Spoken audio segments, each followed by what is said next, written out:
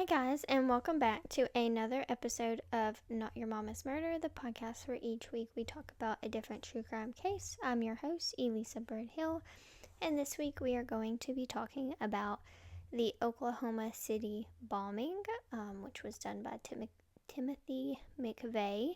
I do want to just give a trigger warning up front. This does include terrorism, obviously. This is not a topic that I cover often, just because they do weigh kind of heavily. And I don't know that I've ever mentioned it. Maybe I have. I honestly forget what I say on here sometimes. Or sometimes I'll be talking to a friend and I'll be like, didn't I tell you that? And I'm like, oh no, I said it on the podcast. So, things like this, like terrorism and mass casualty events, is something I will not cover often. And school shootings are something I am still very undecided about. Here's the thing. I exercise my Second Amendment. I was raised around guns. My children have been raised around guns. I was taught the importance of gun safety and all the things. However, I also understand people who are not comfortable with them and don't like them. And I do also think that we need stricter gun laws. I'm not saying take people's guns away, but I am saying sometimes it needs to be more difficult to get the guns. School shootings are something that has always been really difficult for me. I was very young when the first big well-known school shootings happened. I think Sandy Hook was the first one. Oh no, that's a lie. I'm sorry.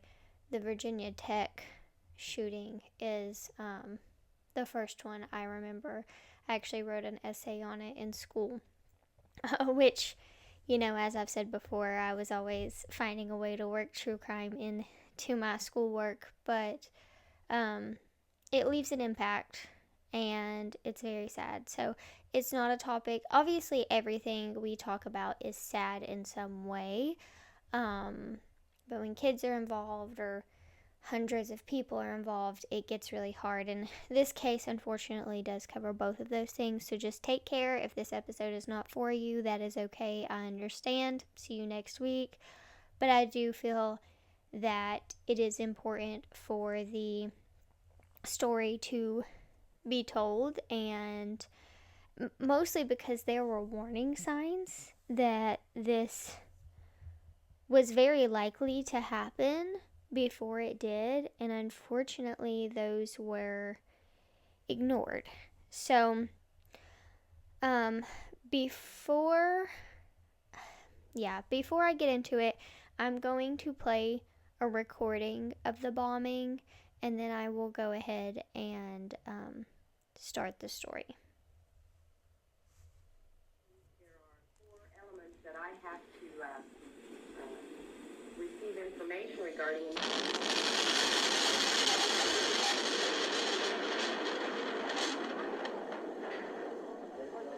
Everybody, let's get out of here. Out! So that is a recording. There was a water resources meeting going on in the building that was being recorded when the bomb detonated, and that was from that meeting. I'll probably play it again later on in the story just so you can fully feel the effects after getting a little bit of background, but you can really hear the blast was so loud that it kind of broke the sound barrier of the video. I believe that's called clipping.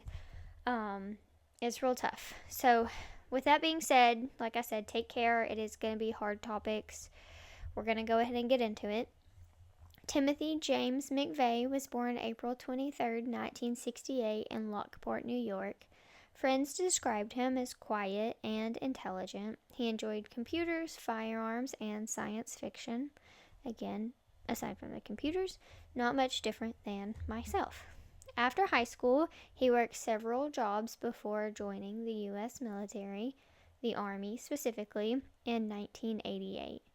During the Gulf War, McVeigh served as a gunner on a Bradley fighting vehicle. He earned accommodations for his service and was considered a very well rounded and capable soldier.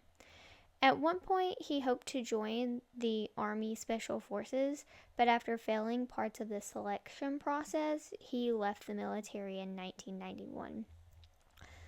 The parts of the tests that he was failing, this is not in my notes, this is just from memory, is the psychological part. It is said that he didn't get the satisfaction he was hoping for when he enlisted in the military. He was kind of hoping that killing these people and fighting for freedom would give him some sort of gratification, and he wasn't feeling that. And so that came across on his psychological reports when he was trying to become a member of the Special Forces. And so he was denied every time because of his mental state. Friends would later describe leaving the military as a turning point in Timothy's life. He became increasingly distrustful of the federal government. He spent time traveling to gun shows and selling military equipment and firearm accessories. He also immersed himself in literature and conversations centered on anti-government beliefs, particularly the idea that the federal government had become tyrannical.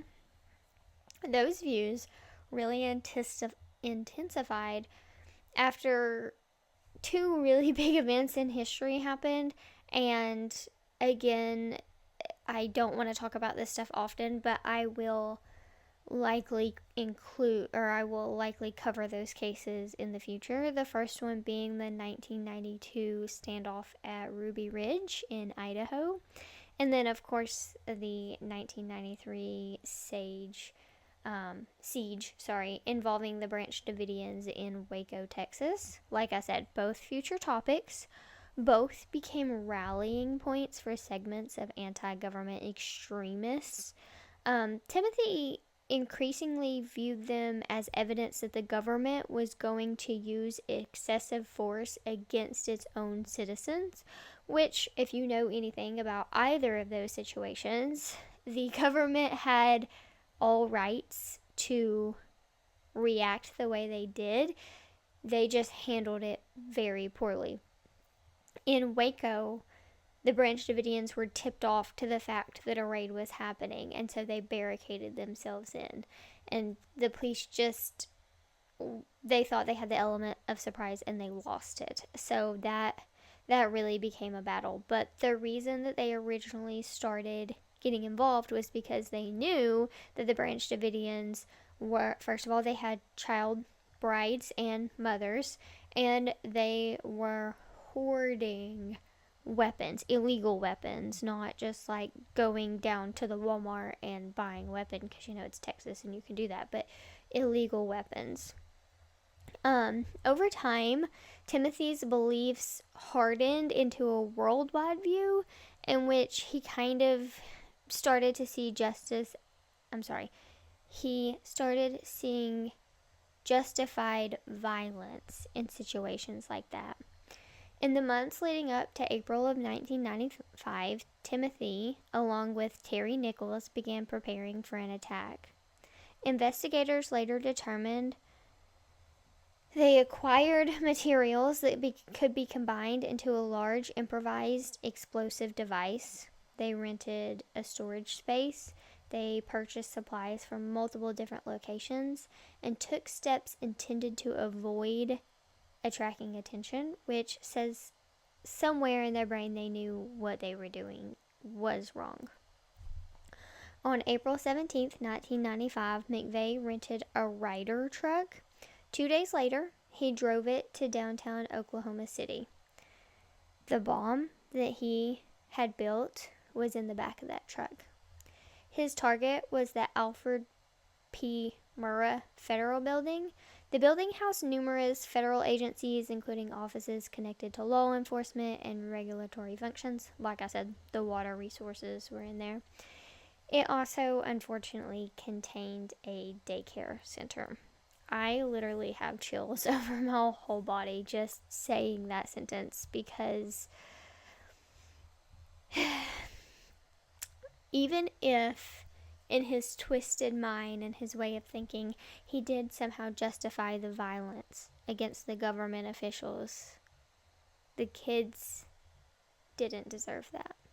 Which, whether he fully considered who would be inside the building has actually been debated, but the attack ultimately killed federal employees, civilians, visitors, and children.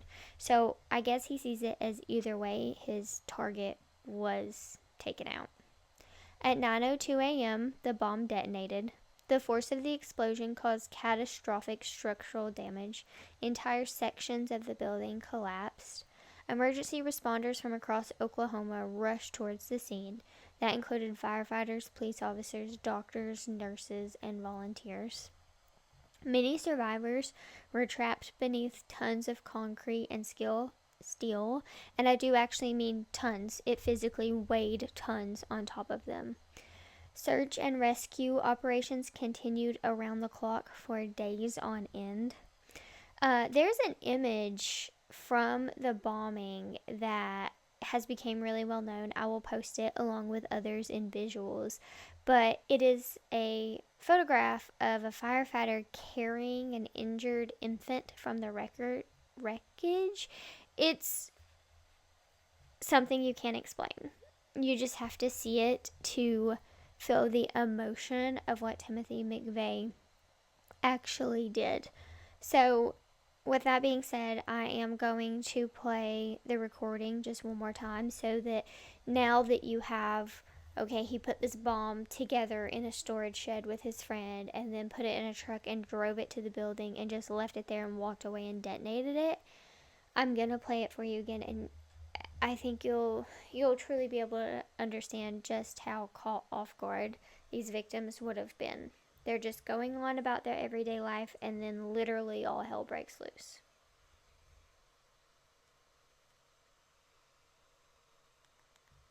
This proceeding, basically, there are 4 elements that I have to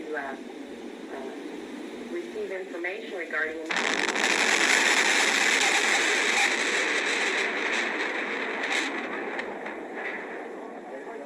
Everybody, let's get out of here. Now!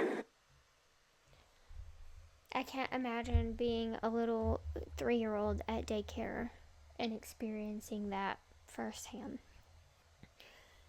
In the immediate aftermath, investigators considered multiple possibilities. Some wondered whether international terrorist groups might be responsible for the bombing. They speculated on accidental industrial explosions, but before the bombing investigation had progressed very far, an extraordinary coincidence changed everything. Just 90 minutes after the explosion, Oklahoma Highway Patrol Trooper Charlie Hanger stopped a yellow Mercury Marquis traveling without a license plate. The driver was none other than Timothy McVeigh. During the traffic stop, I lost my place. I'm so sorry. I very much should pause, but I don't want to. I'm so sorry. Just hang on with me another second. Okay. During the traffic stop, Hanger discovered McVeigh was carrying a concealed handgun without the required permit under Oklahoma law at the time. McVeigh was arrested on the weapon charge and taken into jail. This really was giving Al Capone to me. If you don't know anything about Al Capone, he was a really famous gangster who was arrested for tax evasion. Also, keep in mind, we've had serial killers like Ted Bundy be pulled over with someone in his car, and Jeffrey Dahmer be stopped by police with a victim in his care. So, it happens more than we like to think. At first, no one connected Timothy to the bombing. Meanwhile, investigators examining the blast scene recovered crucial pieces of evidence. The rear axle from the Ryder truck had survived the explosion. Its identification number allowed investigators to trace the truck back to the rental agency, and employees there were able to provide a description of the man who had rented it. A composite sketch was made, and it didn't take long before investigators realized that the man in the sketch closely resembled someone already sitting in the jail. Just before Timothy was scheduled to be released on the weapons charge, federal authorities arrived with a warrant. The investigators really searched more through all of Timothy's belongings and things like that, and they uncovered connections to Terry Nichols. Evidence showed that Terry had helped obtain materials used in the preparing for the bombing, and so he was arrested not long after the warrant was served for Timothy. Another associate by the name of Michael Fortier, maybe he says it Fortier, it's French, so I don't know. It should be Fortier, but I'm sure that's not how they pronounce it in Oklahoma. Anyways, he admitted to knowing aspects of the bombing plan beforehand, but he never called and informed authorities or gave anyone a heads up that it was possible that it could happen. Michael testified against Timothy and Terry as part of a plea agreement. The investigation ultimately involved thousands of interviews and had one of the largest evidence collections in FBI history. Sorry about that. You all probably didn't notice a break there, but I got a phone call and the recording stopped. As I was saying, this case had one of the largest evidence collections in FBI history. Timothy's trial was moved from Oklahoma to Denver, Colorado because of the media coverage and the concerns about selecting an impartial jury. Federal prosecutors presented a detailed timeline supported by physical evidence, witness testimony, the rental records, forensic analysis, and documents connecting Timothy to the planning of the attack. He didn't do a very good job at covering his tracks at all. The defense acknowledged McVeigh's anti-government beliefs, but challenged aspects of the prosecution's interpretation of the evidence. After weeks of testimony, the jury deliberated for approximately 24 hours. They ultimately found Timothy McVeigh guilty on all counts. In a separate sentencing phase, the jury recommended the death penalty. He was formally sentenced to death in 1997.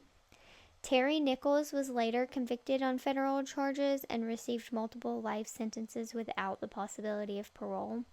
He was also convicted in Oklahoma State Court on additional murder charges. Michael received a reduced sentence in exchange for testifying against the other two. During interviews after his conviction, Timothy expressed very little remorse. He described the bombing as retaliation against the federal government, citing events such as Ruby Ridge and Waco as his motivations. For survivors and victims' families, no political grievance could justify the deaths of innocent people, including children, who had simply been dropped off at daycare that morning. Many observers have noted that the bombing illustrated how extreme ideologies can escalate when individuals come to view violence as legitimate political tools, which, we recently in history saw something very similar. It was just not considered a crime because the people perpetrating the crime were wearing outfits, uniforms, I guess, that say ICE across them. And listen, I try not to get political, but I can't help but see the parallels there. On June 11th of 2001, Timothy McVeigh was executed by lethal injection at the federal penitentiary in Indiana. It was the first federal execution in the United States in decades. And I have to say, I am so glad that this man did not live to see 9/11, because I can only imagine how he would have twisted that and used it to further fuel his delusions and his hate. Many family members of victims chose to witness the execution, while others chose not to, saying that they did not believe it would bring them any kind of closure. Their reactions varied, but mostly they emphasized that the focus should remain on those whose lives had been taken rather than the man who is responsible. And that is the reason for this being an episode without a person's name as the title. This episode is called The Oklahoma City Bombing because I did not want to name it Timothy McVeigh, out of respect for those family members who specifically asked that the attention stay on their loved ones. The Oklahoma City bombing reshaped American law enforcement and emergency responses. Federal buildings across the country adopted stronger security measures. Investigators refined methods for coordinating large-scale terrorism investigations. The tragedy also influenced legislation addressing terrorism and public safety. It served as a reminder that extremist violence can emerge from within the country as well as outside of it.